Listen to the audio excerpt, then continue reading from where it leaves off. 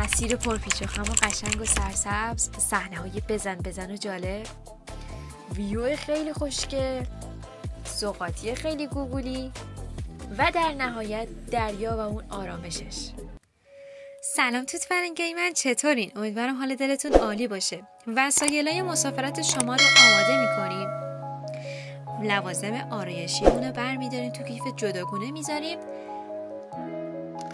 و نسکافه‌ای که قراره تو اون روزایی که هستیم و به همون میزان برمیداریم جدا میکنیم. حوله و شامپوهاشو برمیداریم که بوی ماهی نگیریم اونجا.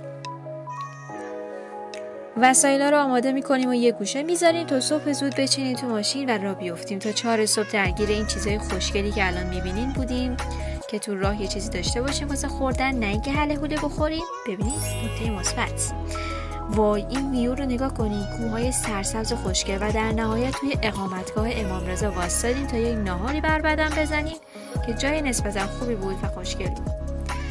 سالاد لوبیایی که دیشب درگیرش بودیم که حسابی خوشمزه شده بود. جاتون خالی. راه افتادیم و رفتیم و فیض بردیم از این جنگل گلستان که اینقدر خوشگل بود.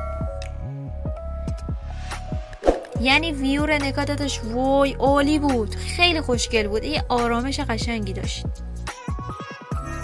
توی جاده واسطادیم. این جنگلی که میبینی خیلی خوشگل بود، اسمشو نمیدونم، ولی واسطادیم یه ذره 2 قدم رفتیم دستشویی پیدا کنیم. دیدیم دستشویش کلا ترکیده لولاش و هیچ دستشویی نمیشه رفت. دیدیم این 2 تا جانور یقه هم دیگه رو گرفتن دارن میزنن هم دیگه رو.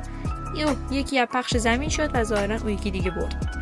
خلاصه چادرمون رو زدیم و بعد دیدیم دستشویی نیستی. بچه‌ام هر 2 دقیقه میگن مامان دستشویی داریم، گفتیم پس نمیشه. خلاصه چادر رو به یک زحمتی جمع کردیم و رفتیم و به شهر رسیدیم و یه مسافرخونه جور کردیم. صبح زودش هم رفتیم و این آقا گاو تو مسیر دیدیم، یک حال احوالی کردیم و رفتیم.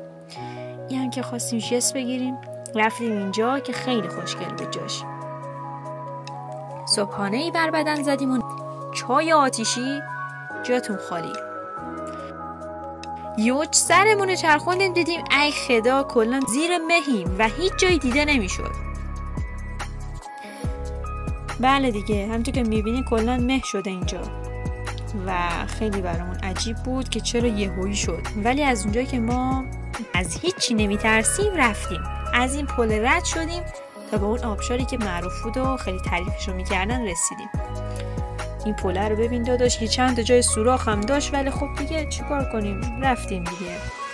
این هم آبشار کوچولوش که از این زاویه یهو دیدیم و به آبشار رسیدیم. خیلی خوشگل بود ولی مه‌های چیز شده نمیذاشتن اون ویو قشنگو ببینیم و همچنین شما ببینین. ما هم از اینجا خواستیم رد شیم بریم اونور آب. نسکافه زدیم بر بدن و اون پوفکی که میبینیم ما لب نزدیم چون بچه خوبی شدیم دیگه، نباید هله هوله بخوریم. خلاصه رفتیم و بالاخره به اون سویتی که رزرو کرده بودیم رسیدیم. خیلی خوشگل بود، خدای ویو رو نگاه کیف میکنی، خیلی فضای سبزش قشنگ بود. حالا شما تو نگاه کنید. بله این فضای سبزش بازم، اینم اون خونه هاش و اون مسیر بینشون خیلی خوشگل بود.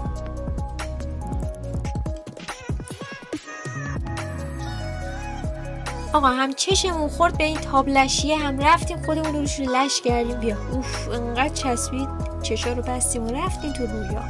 رفتیم تا به ساحل رسیدیم و اون دریا و اوج آرامشش خیلی قشنگ بود. هوا ابری و خنک و لذت. اما متاسفانه چیزی که دیدم واقعا دلم گرفته شد و دیگه حس حالی برام نمود. فرداش رفتیم یه جای سرسبز دیگه، خیلی قشنگ بود و یه سدی بود که متاسفانه اسم این سدم یادم نمیاد، انگاری همه چیزو به باد فراموشی سپردم. خیلی جاش قشنگ بود، صدای زنگولا می اومد، خیلی قشنگ بود. اینم سدی که میبینین. رفتیم خونه و این سوغاتی رو گرفتیم. بله یه لیوان سفالی خوشگل که پدر تقبل کردن و برام گرفتن. خیلی خوشگل و سبک بود برخلاف ظاهرش و خیلی خوش گذشت. امیدوارم از این ولاگ خوشتون اومده باشه.